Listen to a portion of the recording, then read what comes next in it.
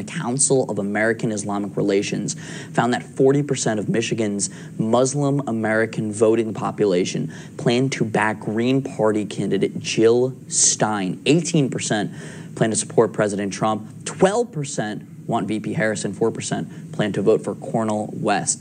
This seems pretty significant, Kyle, specifically after more than 100,000 voters in Michigan in the primary voted uncommitted. Is this a massive red flag for the Harris campaign, given that there's only about 7 weeks until Election Day? It is, and for a couple reasons. I mean, think about the mainstream coverage of Donald Trump and Muslims. It is 100% negative. And so the fact that this poll shows, and it's a CARE poll, which, you know, CARE does not like Donald Trump. But the fact that this poll shows that more Michigan Muslims support Donald Trump than supports Kamala Harris is, I mean, that is major. But then when you look at the top line of the poll, and it shows that 40% of Michigan Muslims support Jill Stein, to me, that is major red flags for Harris. And there's been a lot of coverage about the fact that is RFK going to Jill Stein. To me, that is major red flags for Harris. And there's been a lot of coverage about the fact that is RFK going to be on the ballot? Is he not going to be on the ballot in Michigan? Cornel West, as RFK was put back on the ballot, Cornel West was also put on the ballot, and so he theoretically is going to take votes away from Kamala Harris. But she has a major problem with Michigan Muslims because they don't like what Biden has done, and she, of course, has, in their opinion, has not been outspoken enough. And so this is a very significant problem for her because there are hundreds of thousands of Muslims who are very paying attention to what is going on. And so I think what we'll see is that this is going to get worse. So you saw that and you heard that, folks. The bad news just keeps on piling and piling and piling. It's like a snowball on the top of a mountaintop. And it just starts out like about, you know, this big or this small. And as it continues to roll down, it continues to gather more snow. When it gets on the bottom, it just knocks everything out. That's exactly what's happening. We're going to get into all of that right now. We're going to talk about this thing here, as folks, you're watching the Dr. Nasir Shaikh Show. So, folks, we're also going to talk about the Atlas Intel poll that just dropped. Devastating news showing that Trump is up about 3% nationally. All right, next bit of bad news. The Green Party candidate, Jill Stein, now allowed to be on all the ballots in the battleground states and across the United States. Another huge win. Pennsylvania Supreme Court rules that ballots that are not dated or don't have a date on them or don't have chain of custody, okay, will not be valid. This is a big change from what they allowed back in the 2020 elections when they allowed ballots to come in from everywhere. Another huge win in Pennsylvania, in North Carolina, in Michigan. RFK, you heard here where this video that it was produced before, they were saying that RFK was still on the ballot in Michigan. Not true anymore. Not true. RFK successfully was able to remove his name from the ballot in Michigan, from the ballot in North Carolina. In fact, here in North Carolina, they were crying about that they have to reprint all the ballots and they've got to work overtime and they've got to get everything done all over again. And it's just, you know, the democracy is being ruined or whatever. Really? The guy says he doesn't want to be on the ballot. I want it removed so there's no confusion. I'm backing another candidate. Why aren't you complying with what somebody wants to do? They're the ones that are running, not you guys. So then there's that. So all of these news. And then on top of it, that poll just drops an Atlas Intel. According to everybody out there, it was the best poll.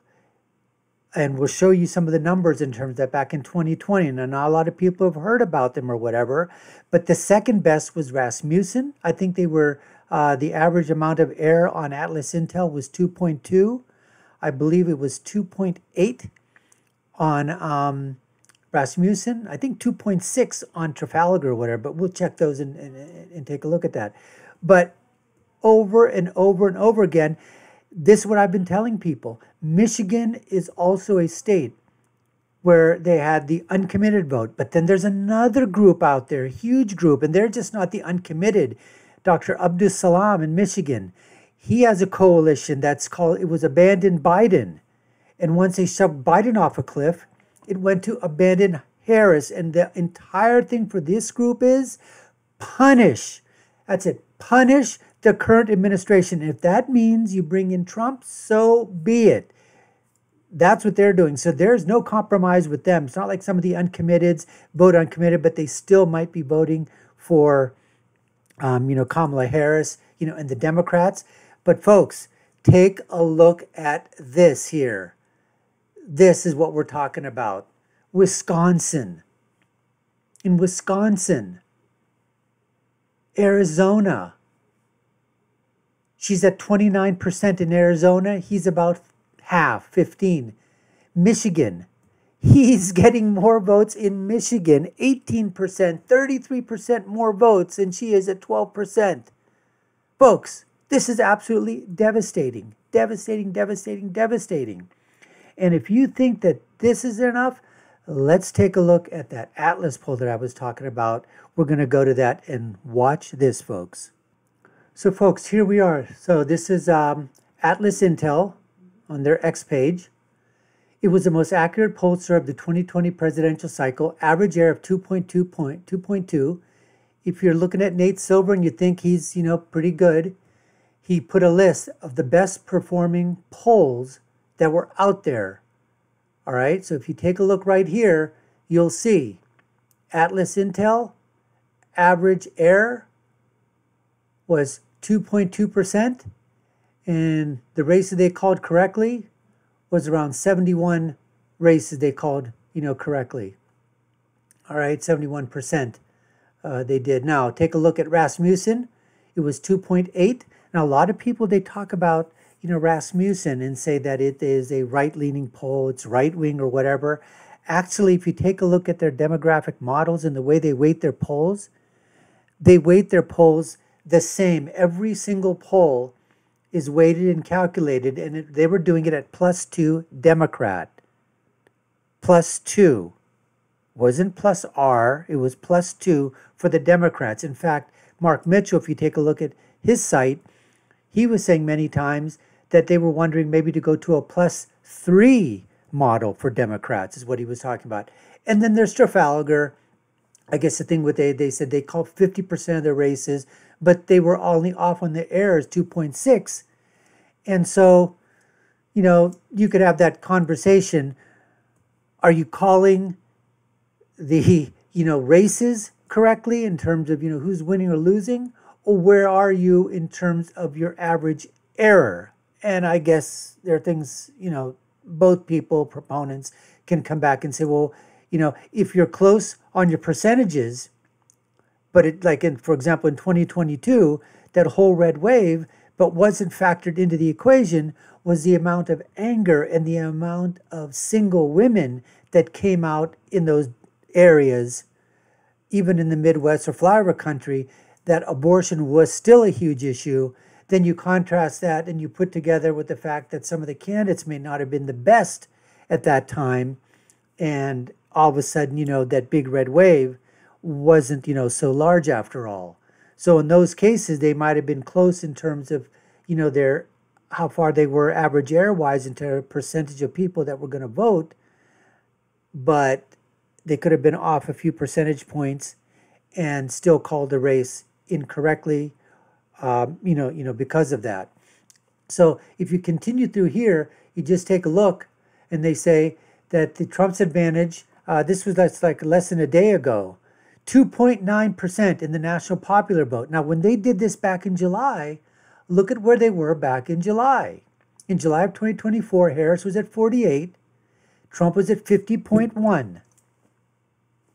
She has stayed at 48 over the past, months. He's gone up 50.9. So since the last time they've done this tracking, he's up 0.8 Now, if you take a look at the debate performances according to Atlas Intel, and this is another thing that I talk about, is whether or not you want to give Trump, a C, a D, an F, whatever. The narrative that was being done by the legacy media, the alphabet networks, was that he got his ass kicked all over the place. He took the bait. He left meat on the bone. He was distracted. He didn't get his point across. Folks, I've had other videos. You can take a look at those links when they did the dial focus groups. On every issue that Trump talked about, when he talked about inflation, when he talked about safety and security, when he talked about the economy, when he talked about immigration, when he talked about those subjects, the independents tracked the Republicans. In fact, in some instances on the dial, the independents were above the Republicans in terms of what they liked. And they were with the Republicans in their dislike when Kamala Harris was talking about those same features. So listen, it's 90 minutes long debate. You want him to be honed in on every single minute of the debate? Come on, folks. So what? He got distracted, he went off on crowd size. So what if he get distracted and went off, on Springfield? So what if he talks about, this and that or whatever? He still got his point across. And New York Times, which is no fan of the Republicans or Trump at all, well, they had an op-ed piece out there too that said, Trump, Harris may have won the debate, quote unquote, but independents didn't think so. So there's that. And here you can see here, all voters, a B- to Kamala Harris, a C+. A C+, folks. A C+ is, if I remember correctly, is what, 77 to 79%? Okay, so 79%, one more percent, he's at a B from all voters, and she's at a B-. So she goes down a little bit, she's at a C, he's at a B. I mean, she goes down 3%, he goes up 3%, right? And among Democrats, they gave him a D. Of course, the Democrats, gave her an A-. Independents gave him a C and a B-. Very close. Republicans, a B+. Gave Kamala Harris a C-. Trump voters, B+, C- for Harris. And Kamala voters obviously gave Donald Trump a D. That's surprising. I thought they would have probably given him an E, maybe an E and an F. And A-, to Kamala. So all of this is just to go to show you that there's a narrative out there. They want to keep this race and make it really, really looking close to the people. I don't think it's close at all. Check out some of my other videos where I have Trump right now at 345. I believe he's up +5 nationally, if I'm taking a look at the data. And I think the electorate is more to the right than, and I'm putting my thing out there a little bit because I think New Hampshire is going to flip to Trump. I think Minnesota is going to flip, and as well as New Mexico and Virginia. I don't believe that North Carolina is a swing state at all, because I believe that if Barack Obama couldn't win it, if Hillary Clinton couldn't win it, I just don't see how Kamala Harris is going to win it. I just don't see that at all. And if to make matters worse, let's take a look at a voter out there, I believe in Pennsylvania. He's been asked this question. He's on one of his TikTok things, and he's a Kamala guy, but he's basically saying Kamala didn't answer his questions, but Trump did. Watch this. She was asked twice, right, during the debate and this interview she had on ABC. And twice they asked her how she was going to make American lives better. She didn't have an answer. What are you going to do to help us, right? And then what, like 3 weeks ago, Trump comes out with the no tax on tips. That's going to help people that are waiters, waitresses, bartenders, valet parkers, anybody that works for tips. And then now, a few days ago, he comes out with no tax, right, on overtime. It's that kind of shit that helps Americans, right? So after sleeping on it for a while, I'm sorry, Kamala, but I'm voting for Trump, man. I'm gonna vote for the candidate that's gonna help my life. So there you have it, folks. I mean, what else can I say? What else is there to say? It's the news, as I said, is just bad, poll after poll after poll. You're going to hear it, obviously, from you hear all these other pundits talking about it, but they're taking where the Yahoo polls, YouGov polls, Quinnipiac polls. These polls that have notoriously been off by 7, 8, 9, 10 points, folks. 10 points. Unbelievable. Anyways, folks, we appreciate you taking the time to watch. You've been watching the Dr. Nasir Shaikh Show. I'm your host, Dr. Nasir. If you haven't done so already, subscribe to the channel, like, share, and follow us. You all know what to do. Take a look at our other video links above and below. My final thought is always, when you're right, you're right. And when you're left, you're wrong. Until next time, folks, take care and stay safe.